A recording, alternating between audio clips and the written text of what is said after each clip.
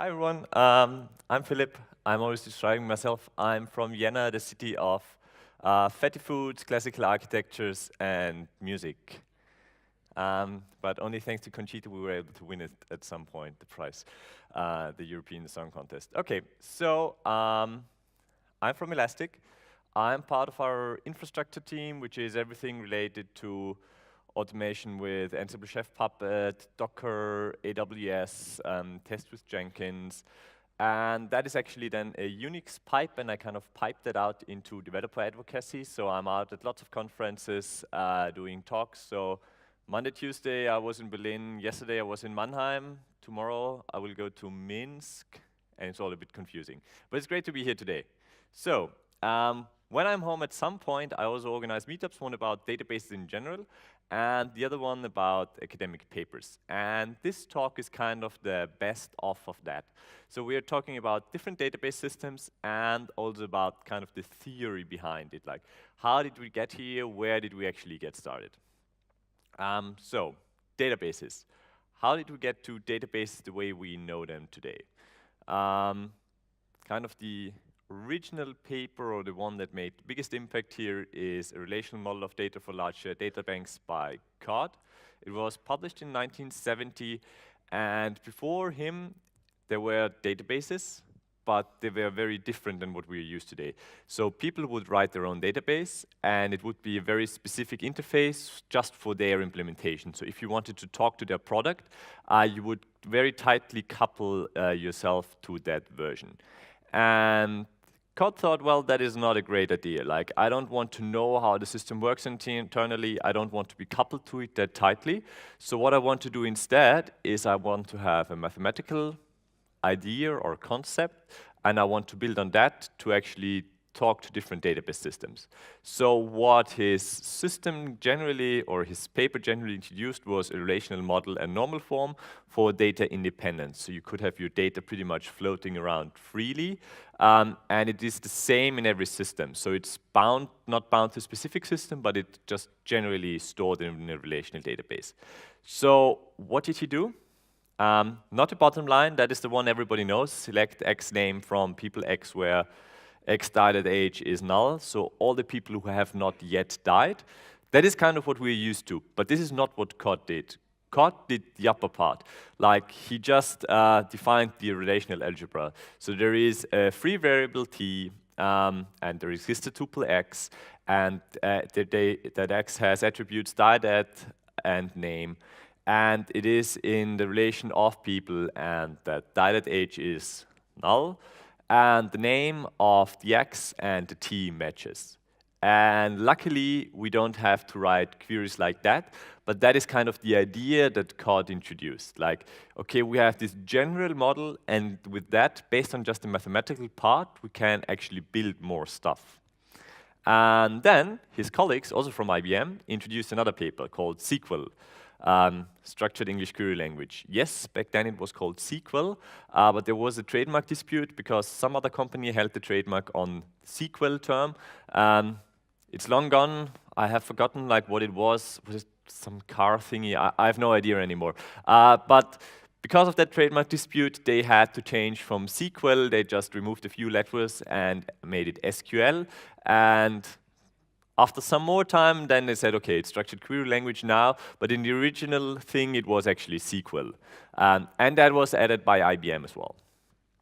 And one of the nice attributes about SQL is that it is declarative. So the implementation is a detail of the database, or the query optimizer, actually. So you just tell the system, like, this is the stuff I want, like you define your rules, but you do not care about how do I actually iterate over entries. There is no concept of like a loop, like for, while, do. There is no loop. You do not know how the database internally gets the data and queries the data. It's just like, okay, I just want this. I want all the data that satisfies these rules, and just give me that. And the second thing you can still see is what it was built for user interaction. So you could do aggregated reports, which was kind of great new thing back then. So even untrained people could write relatively simple queries and just get data and then group them by specific attributes, and they could do stuff like sums and averages. So they could do lots of different things, and it was much easier to do than with all the other systems before that. But what untrained users are not that great at is doing stuff like concurrency, integrity, consistency, type safety. Like all these different things the database takes care of, like you do not want to mess or have your users mess up. So that is why databases do these things for you, and you don't need to care for that. And then, back then, even buzzwords were kind of a thing, and vendors of different database systems, they just stuck the term relational on top of their existing system, even though it just had one tiny attribute of the relational world. And then COD published another paper called COD's 12 rules, but like everybody in IT, he started counting at 0, so it's actually 13 rules because it's going from 0 to 12. And there he actually defines what a relational database has to do. Like, if you want to call your product a relational database, you have to follow these 12 rules, or 13 actually. And thanks to that, all the relational databases we know today are kind of similar. There are some minor variations and differences, but the concepts in general are very much the same. So if you have ever worked with Postgres or MySQL, you can easily switch over to Oracle or DB2 or whatever you have to use or want to use. Yeah, but even back then, people built the databases, and it was kind of a buzzword, and everybody kind of tried to build their own. And yeah, even Dilbert covered that once, where the pointy-haired boss wanted to write his own database, but obviously, again, he has no idea. And if you start off from that point, it's probably not the best idea to actually create your own database. And people were very motivated, like Dilbert's boss, and they wanted to create lots of different databases for different purposes. And back in the 80s or early 90s, there were loads of databases, and you had lots of choices. And it was kind of, yeah, the variety of databases. And then it somehow fell kind of into a dark age. And I always describe the dark age with something like that. It was few guys, they either kicked the others out of the market or bought the smaller ones. And you were kind of stuck with these options. So kind of Oracle ruled the world, and then if you ever got in touch with IBM, you were probably stuck on DB2. If you were on the Microsoft side, or yeah, ASP.NET or whatever you were using, you used their database products. Yeah, and then there was Sybase and Infomix were around for some time as well. So this was kind of the dark age.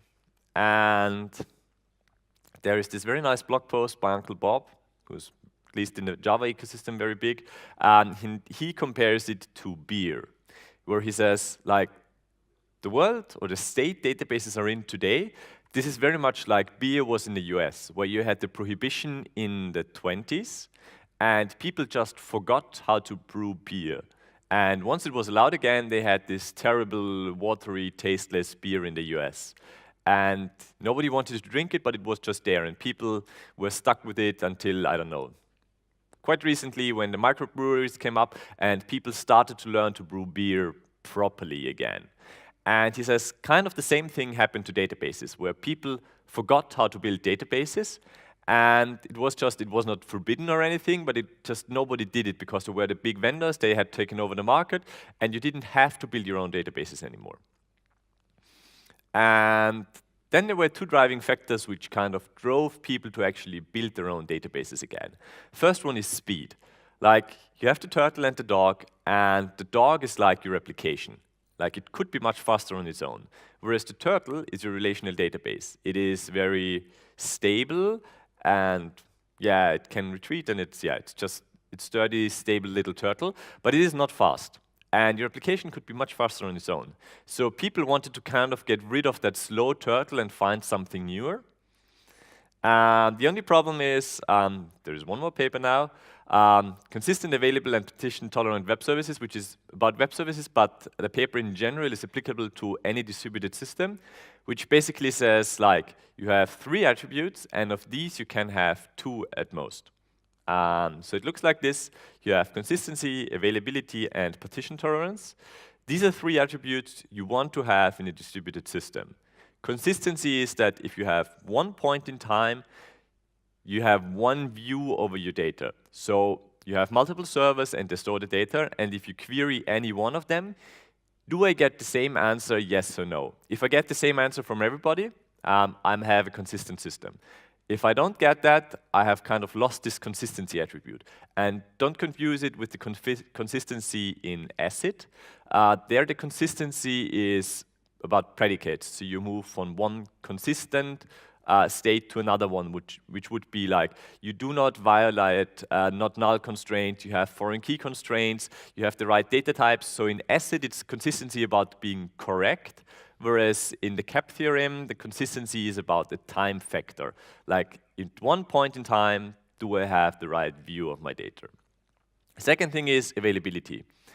As long as a node is up and reachable over the network, it should answer to your queries. That is kind of how you can get faster. Like, you have lots of nodes, and all of them can answer to queries. And this is one of the attributes you also want to have. You don't want just to have a node that says like, oh no, I cannot reach anybody else, like now I'm not saying anything. You cannot do that, or you don't want to have to do that. And the final characteristic is partition tolerance. Even if your network falls into different parts or bad stuff happens in your network, you want it to be able to kind of work in a sensible fashion further. And kind of the proof of the paper is very simple. You take 3 nodes, and you assume just the network breaks in the middle. So you have 2 nodes on one side and 1 node on the other side. And if your system should keep on working, even if your network is broken, you need to have partition tolerance. So this is kind of a given for any distributed system. And then you write data on the one side to the 2 nodes, and now the node on the other side needs to decide, like, am I consistent? Then I cannot answer anymore because I have no connection to the other 2 nodes. I don't know what data they have received, so I cannot answer anymore. Thus, I'm not available. Or you're available, thus that node is still answering queries, but then you're probably not consistent because you cannot see or get the updates from the other side. And that is kind of the only, or the entire proof of the paper. And if you have kids, you can also explain it to your kids with a nice story. Like Robinson Crusoe, he's partitioned from the rest of the world on his island. I think he's English. And if a ship comes by and asks him a current question, he also has to decide, am I consistent or am I available? So if he's consistent, he's not answering, thus he's not available. If he answers, so he's available, he might give an outdated answer, like if he's asked, who is the King of England? He might give the best answer he knows, but if he just hasn't received any updates, since he's partitioned from the rest of the world, he might not give an answer that is consistent with the rest of the world. So thus even Robinson Crusoe has to decide, like, am I consistent or am I available? And he has to decide. And then there's this concept of eventual consistency, whereas at some point you will catch up with the data with the rest of your system. That would be a message in a bottle that he receives every now and then. He gets, I don't know, a newspaper in a bottle, and then he sees, okay, this person is currently the king or the queen of England, and then he can answer with some delay. But again, it's not really consistent with the rest of the world because its information might just be totally outdated.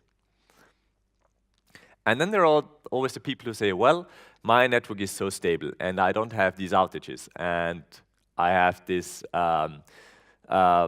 the partition tolerance is just kind of a precondition of my system. I don't have that problem. Well, unfortunately, that is not true. Either your monitoring is not good enough and you don't see the problems, or you have just been exceptionally lucky, and you won't always be that lucky. And there is this guy called Kyle Kingsbury, Twitter handle Aether, domain Aether as well, and he is kind of destroying databases on a professional level, and he has collected all the information, like when networks do break, and he has collected lots of information from Amazon, Microsoft, Google, and they just say, okay, on average, we lose that many blades per day, or that many racks, and that many routers and switches, or entire data centers. They just go offline for whatever reason, and hardware fails, software fails. Like, partition tolerance, that is kind of a thing you cannot negotiate away. It will always be there. You will always have that problem. Thus, bad stuff will happen in your network. So kind of this speed thing and which attribute you want to have or trade is one part of what is driving modern database development. And the other one is more schema flexibility. So The least flexible thing in schemas would be you have just bytes on the disk. So the data is completely unstructured. That is pretty pointless for a database, so we can skip that. The first thing that kind of makes sense is if you have a minimally structured data set. So you have keys and values, and you can only retrieve data over their keys. If you know there is something in the value, but you only know a part of it, you cannot get the data at all. You can just retrieve data over its key, which is already kind of a big step back from the relational world where you could always query your data. Like, you know, somewhere it is, I might not be able to query it very efficiently, but I will always be able to actually query it. So that is the first step. Then we have, you might call them advanced data structures. For example, you have a graph like the Neo4j people who are also exhibitors here. They are the classical graph example. Like, you have your nodes and your relationships or edges between them. And they are very good at, you have lots of nodes and some relationship between them. And I want to find, for example, the shortest path between this node and this node. And they can do that very efficiently because they store the data in a fashion where this is very easy to traverse that graph. It is a very hard problem in a relational database. For example, if you had some kind of social network and you had friends and they had friends again and you want to find the shortest connection between me and someone else, you would first start at one side of that. You would take me, for example, and take all my friends. Okay. The friend I'm looking for is not in there. So you take all the friends of my friends, which is kind of an explosion already. If the friend I'm looking for is not there, you need to go another step. And then you add all the friends of the friends of the friends, and your data set just gets huge, and that is why relational databases are very bad at handling that. Or you could have JSON documents. Well, it used to be XML, now JSON is all the rage, so all that we call document stores is normally doing JSON, but whatever semi-flexible schema you have, you just have something that supports deep nesting, probably arrays, and you can just leave out the attributes that are not there. So anything falling into that category, you have a document, is one of the document stores, and we'll come back to one specific example later. And then there are the column-oriented families where you have a row and a column, which sounds very much like the relational model where you have it's like a table, but they often have a time attribute, so you have time-stamped values. And then you have not just one attribute, but we have at different points in time, you have different values. So it's kind of adding a third dimension. You still have your row and your column, but you have different values over time, so this is the third dimension you add. And you can group them together, and it is very easy just to retrieve one column. Whereas relational databases are very much built for you just retrieve one row. So you get all the values from one row, but just getting all the columns of one attribute, that is not well supported in that model. And then we have the relational world, like we used to have that already. Yeah, rigorous enforced schema, you have joins, you have the relations in that. That is what probably everybody knows. So, kind of this performance need and the schema flexibility, that is what has been driving this whole NoSQL movement. And it's actually not NoSQL, but not only SQL. And yeah, some people say the name actually came from this. I guess everybody knows recruiters, and they like to fine-tune your CV just to be able to market you better to whatever client they want to sell you to. So if somebody does not have any SQL experience, they may just put in expert in NoSQL. But that is not where the name actually comes from. There was a product, I think it was from an Italian, who had actually a relational data store in the background, but he just didn't support SQL to query data. That product is long gone. And then a few years later, there was a conference of one of the newer non-relational databases like Cassandra, HBase, MongoDB, I think, and they met in San Francisco, like everybody else has to do in the world. And they were looking for a Twitter hashtag, and they looked for something short, and they came up with NoSQL because, well, it's short and it kind of stuck, even though, whereas relational database means something very specific, and all the implementations are very similar. NoSQL is just a very, very broad term, and it does not really give you much hint like what is the storage model or what is actually what you can query. So it's just a very broad term and family of stuff you can do together.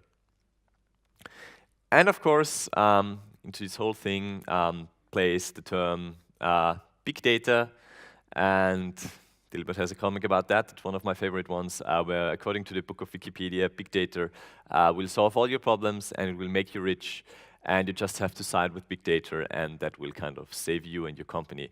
So pointy head boss, of course, knows that is the point of big data. Generally, I won't go into big data because there are others here who are just going more into that. I'm always sticking to two definitions. Either you mean something very broad, everything that targets more than one computer, and it's NoSQL and everything else. And the other one is more about like offline or streaming data, where you have, or a data warehouse where you do stuff like Hadoop and Spark, but not the classical or database side. But yeah, sorry, I could not resist, even at a big data conference. At least at Elastic, we always think that big data is very overhyped, and it does not mean too much. It's just like one buzzword people are throwing around, which is fine for a conference. It's just like hosting lots of different topics, but it does not mean very much in a particular context. So just saying you're doing big data does not give you much of an idea what is actually going on. So let's talk about a few specific implementations. So I'm using dbengines.com. It's like the TOBA index for programming languages, where people just collect. We can always discuss the metrics, like how good are their numbers, but they collect like how popular are databases, and they are kind of evolving over time, and the current rank looks something like this. Oracle is still sitting on top, but MySQL is getting closer and closer. Not sure how happy Oracle is about that, especially financially. And then there's some other products, and I always wonder why Microsoft Access is still in there. I don't really see a place for that, but yeah, never mind. So the systems we want to use or look at is, I will look at Postgres because it's one of the darling relational databases. Everybody seems to love it, even though most people use MySQL.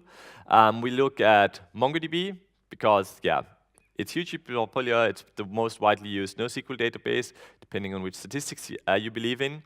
We will quickly look at Cassandra, at Redis, and Elasticsearch. So these are the actual products we want to cover quickly. And we'll just pick one use case for each of them to show what they're probably good at. So, mongoDB. Also a sponsor. I hope I get extra swag afterwards. But what I'm saying is pretty much true for CouchDB, CouchBase, also a sponsor. Elasticsearch, like everything that is storing JSON, this is pretty much our document store. This is just generally applicable, but I'm using MongoDB because I've used it quite extensively in the past, and it's the most widely used NoSQL database. So, this is a nice quote from Ted Neward. ORM is the Vietnam of computer science, ORM the object relational mapping, where you have your object-oriented program and you have your relational database. And you somehow want to be able to get data out from your database, from your object-oriented program, but you do not want to actually know too much or care too much about your relational database, or that is often like an argument against it. Like people will just throw it on top and say, well, I don't need to care about my database. I will just use this thingy from my object-oriented language and it will take care of all the rest. And of course, just not knowing what is going on under the covers is normally a recipe for disaster. So it can go terribly wrong, and that blog post is actually 10 years old, and back then ORM was much worse than it is today. But it's still like one of the areas that is often problematic. Like you just throw an ORM tool on top of it and you expect stuff to magically work, and it doesn't do that all the time. So who has done something like this already? Like this would be JPA, Hibernate, whatever. You have an M2N join and you want to be able to navigate that from both sides. So you have dealers and clients or whatever. Dealers and their customers, and you want to be able to see all the clients of a dealer and you want to see all the dealers of a client. So you want to be able to navigate that in both directions. Is that okay? Like, this is like saying, I'm okay.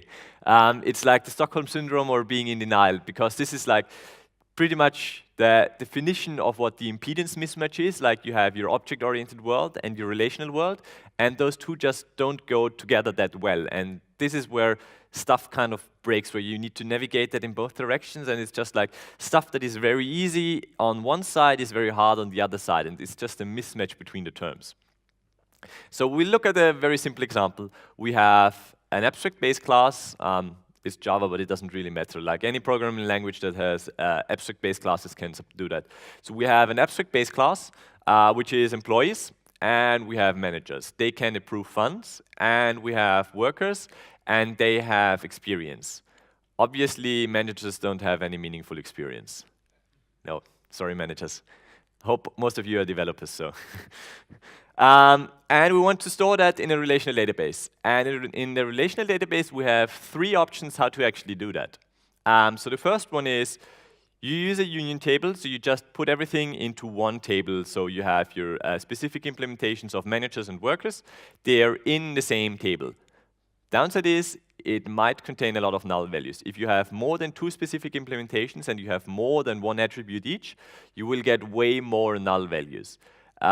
So your database is more like a Swiss cheese than a relational database. And also, you cannot use some integrity constraints. You cannot use not null constraints, because potentially everything is optional, because it just could be another specification you add to your dataset. The other thing you can use is you use concrete instances. So you have one table for workers and one for managers, which works nicely. But as soon as you want to get all your employees, like say you want to get the names of all your employees, yes, you can do a union clause to get both of them. But again, you need to join stuff, and in your relational application, in your object-oriented application, it is very natural. You just operate on the abstract base class, and you just get the relevant information. Whereas in a relational world, you can see, okay, it's kind of a concept that doesn't go that well together. It's just like, okay, we have these things, and now we need to join it, and it's just doesn't feel like a natural fit. And the third option is you have a base table. So you have, for all 3 classes you create one specific table. So you have an employees table, which contains the common attributes. You have the worker table and the manager table, and they all contain their attributes. So every time you need to retrieve a worker or a manager, you will again need to do a join. And see, it just doesn't feel like a good fit anymore. So doing that in MongoDB, this is Morphia, MongoDB's own, they call it ODM, Object Document Mapping. Since they don't have relationships, they cannot call it ORM, they need to call it ODM, but it's the same thing. So you just annotate your Java class, and it will just flatten that out or store it into MongoDB and can retrieve the values, and it's type safe and takes care of all the hassles you would otherwise need to do yourself. So we have just added a few annotations on the base class. So we tell it, okay, it should go into the collection, which is basically the table in the relational world, employee. And I say, okay, this is the ID, it's auto-generated, and it can be generated in a distributed fashion, so it doesn't become a bottleneck. And the specific implementations are just the same. And what you will then have in MongoDB is something like this. So you get your name attribute and your approved funds for managers and years of experience for workers. And thanks to the class name attribute, you still know which one is which. And you don't have any null values. You don't need to join anything, so it feels much more natural. It is much closer to what you have in your object-oriented programming language than if you had to split that up for your relational database, or you had lots of null values in your relational database. So I think that this works much nicer together here. The one thing that I don't find so appealing about MongoDB is that scaling out is often a bit hard or painful. Like, as soon as you don't have just replicated data, but you need 2 shards to split up data over multiple pieces, you get lots of different pieces, and you need to have, each shard has to be its own replica set, you need config servers, you need routers, so you have lots of different pieces and moving parts, so it always feels a bit painful for me for scaling up. Next up, Redis. It's a key value store, but it does more. It has more advanced data types like lists, sets, sorted sets. The name actually comes from remote dictionary server. So dictionary is kind of the common term for Python. But you can just say, okay, whatever array or whatever data structure you have, you can kind of efficiently store that in Redis. And the use case we want to look at here is statistics. So assume you have users that want to log into your server, and your market team says, I want to know which user has logged in at a specific hour, for example. So I want to know, has a specific user logged in between 10 and 11 today? Yes or no? And then I can probably send him some marketing email or whatever, or I know how engaged that user is. So I just want to know that. And Redis supports 2 datasets to support that. The first one is a BITSET. That is very simple. Since your users have signed up, you just give them an ID. So the very first user has ID 1, the second user ID 2, etc. And then you give each user that bit in your BITSET. So the first user has the bit 0, the second user the second bit, etc. And you initialize that all with 0, and as soon as one of the users has logged in, you just flip the bit to 1, and you know he or she has logged in. So for 1 million users, you need about 120 kilobytes, 25 kilobytes, whatever, of memory, which is totally doable for each time span you want to monitor. So for 1 day, it's like 25 megabytes. That's pretty much doable. The other data structure is a HYPERLOGLOG, which has a very fancy name. It can count unique elements in 12 kilobytes regardless of their number. The main difference is it's only a probabilistic data structure. So you have an error rate. So you only know with certainty of like 99% has this user really logged in or not. But other than that, you can store as much data into these 12 kilobytes as you want. And it doesn't grow. So that is another nice feature there. So when would you choose which? HYPERLOGLOG has constant size, which is nice. BITSET is nice because it is exact and you can very easily aggregate it. So you have all the time slices for 1 day. So you have 24 1-hour time slices for 1 day. And after a week, for example, the marketing team says like, okay, I don't care about the specific hour anymore. I just want to have it over the entire day. And then you can just OR connect all the bits, and as soon as the user has logged in once in any of these 24-hour slots, you know, okay, that user has logged in, and you can simply aggregate that. And after that, you might aggregate it over an entire week or whatever, so that is very easy to aggregate over time afterwards. Generally, Redis is very nice. It's super simple. It's kind of an omnipresent glue. It's very widely used. One of the downsides is just yesterday I had somebody come up to me and said, well, all the data, or at least all your keys, and most likely all your values should also stick into memory. If you have more data, this will become painful at some point, and you cannot just say, okay, I have too much data now, I just store it over to disk and purge my memory. That is unfortunately not true. It can store stuff on disk, but just to have additional persistency. But if you have lots of data sets, this might get costly. Okay, next up, Cassandra. Cassandra is actually making fun of Oracle, because Cassandra in Greece mythology, I think she was the woman in Troy who saw the future and saw that bad stuff would happen to their city, and she wanted to warn the others, but nobody believed them. So Cassandra, the database, she knows the future, but nobody believes her. Whereas Oracle, they're just sitting in their fumes and they have no idea what is actually going on. They're just fantasizing. So that's kind of poking fun at Oracle. It is scalable and very highly available, and the thing they're using to do that is consistent hashing. And just to quickly show that it is small, we'll jump into each one of these. So you have a key, and that key will be used to distribute your data. So it's like the idea of your data set. So you hash it first, so it is very evenly distributed over your entire key space. And then assuming you have 3 servers, you want to third, or put into 3 parts, your key space. And depending on where the hash value falls on, you will store the data on that specific node. Next up, you rotate your key space clockwise. And then you say, okay, hash X falls onto server A. And I also replicate the data to the next server, so that would be B.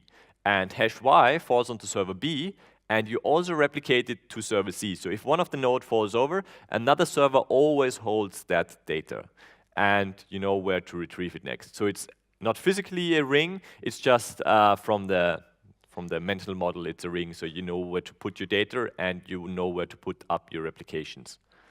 And then it's very easy to actually add more nodes, or if a node dies, you simply just keep the data on the next node and then replicate it to another node. So it's just on the ring, either you just split up a key space or you combine a key space, and then you can just copy more data to add more replications or remove data if you need fewer replications. So that is very easy. And normally, to not have one huge space topple over if one server goes out, you will split up your key space into smaller so-called virtual nodes. So you can have smaller chunks and they're evenly distributed over all your servers. So if one server falls off, for example, the pink one, then the other servers can share the load of actually replicating the data and doing the rest of the queries. But every now and then somebody complains because consistency is, in most setups, not one of the attributes of Cassandra, because, yeah, that's one of the attributes of the cap theorem you're giving up. You can kind of fine-tune it with quorum, where you have more overhead for reading and writing, so relatively few people actually do that. Yeah, and some people like to poke fun of that. Eventual consistency was too hard, so we went for immediately inaccurate. So, next up, Postgres. This might be too small to read. No, it's actually quite fine. So whenever somebody complains the relational database is not fast enough, probably you just have not set the right index. Like, setting the right index makes a huge difference. Like, we're not talking about percentages, but really factors. Like, setting the right index will make your queries 100 times faster. Not 100%, but 100 times. So without that, yes, it's slow, but for many other use cases, relational databases are still very fast. And you can see in the comic, they're already planning how to create a NoSQL system, and it takes a huge amount of work, but actually it's not required, yeah, because they just didn't set the right indices. Also, relational databases are not just relational anymore. The SQL standard has kind of evolved a bit further, and it's called now SQL databases, or they like to call themselves SQL databases because it's not just relational features anymore. And one other nice thing, many of the so-called NoSQL databases have started SQL-like interfaces, like the Cassandra query language, Google query language. COUCHBASE was a bit more creative. They call it NIQL, but it's still the same thing. And yeah, everybody is trying to add that to their data store now because people are so used to it and it's very convenient to get started. Some of them are kind of good, like COUCHBASE. I think there's SQL 92 compatible, like the standard, which is kind of good for them. But if you think about it, in 92, Windows 3.1 came out. So saying you're Windows 3.1 compliant, nobody would advertise that. Other languages like Cassandra, they're very far removed actually from SQL standard and it gets very confusing there. So the nice thing about relational databases is maturity, and they also put on new NoSQL ideas. So JSON is supported in Postgres and MySQL now, for example. Finally, Elasticsearch, which is used for full-text search. So it's not only to store data, but it's doing a bit more or different stuff. So if you have text and you want to search it, normally what you do is you throw away the formatting because it doesn't add any meaning. You parse it, which means you just extract the independent words. Then each of these words, you remove the stop words, which are the small words like a, and, as, if, not, which are in every text. They add very little meaning, so there's not much point in storing them. You stem them down to the word root, so you just remove the ending. So like the S for the plural or something like that, that is very language dependent, but it's just kind of finding the word root, like to not have the variation. And then you can optionally put synonyms on top of it. So what this looks like is we have 3 texts. We throw away the stop words, we extract the actual terms, and we can see, for example, the term blue is contained in the document 1 and 3, and sky in document 2 and 3. And then you have this list where you have the words and in which document they appear, and then you can very efficiently search for blue, or you can even search efficiently for blue sky. If you search for blue sky, it will search, okay, blue matches 1 and 3, sky 2 and 3, so blue sky is only in document 3, and that is very efficient to put together.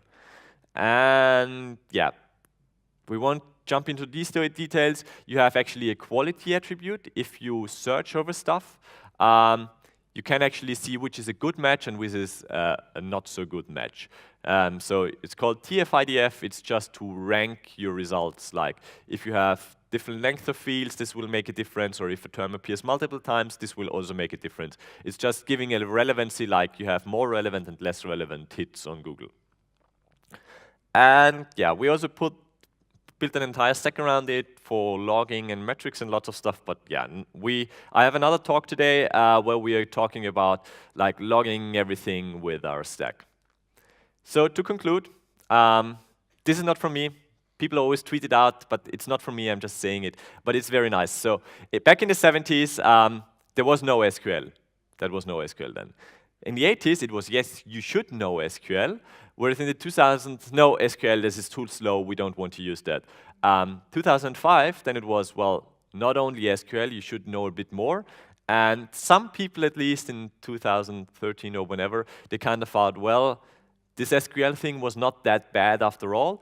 I want to use it again. But I don't think either NoSQL or the relational world is going away anytime soon. Both will be around for quite some time now. And one of the common questions afterwards is, but is it fast? Which one is the fastest system? And I also always like to describe it with this comic, where somebody benchmarks like, who is more intelligent, the squid or the house cat, under similar conditions. Yeah. And we've seen pretty much the same thing. I think mongoDB, Cassandra, and Couchbase 2 years ago or so, they benchmarked each other, and each one of them did that, and each one of them managed to find a benchmark where they themselves were at least twice as fast as their competitors.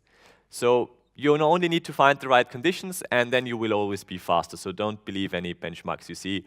Unfortunately, you will have to benchmark yourself. And yeah, now you can actually take the test, which is the right database for you. Like, this is already 3 years old or so. So for example, FlockDB, I think, is no longer around.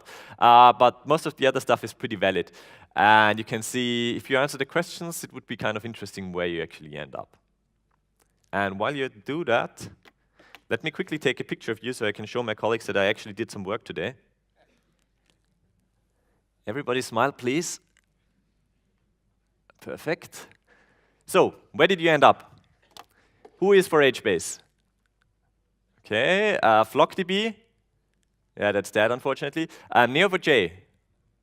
Okay, REQL. Yeah, CouchBase. Let's say CouchBase now. Okay, mongoDB. Okay, relational database. Okay, the relational databases always wins. Yeah. Boring world. Yeah, but if it's the right tool, it's the right tool. Like, there's no discussing about that. Yeah. Thanks. Questions? I have put some swag on the table over there, so if you want to get some Elastic stickers, grab them as long as I have some. Yeah. Do we have time for questions? Yes? Good. Anybody?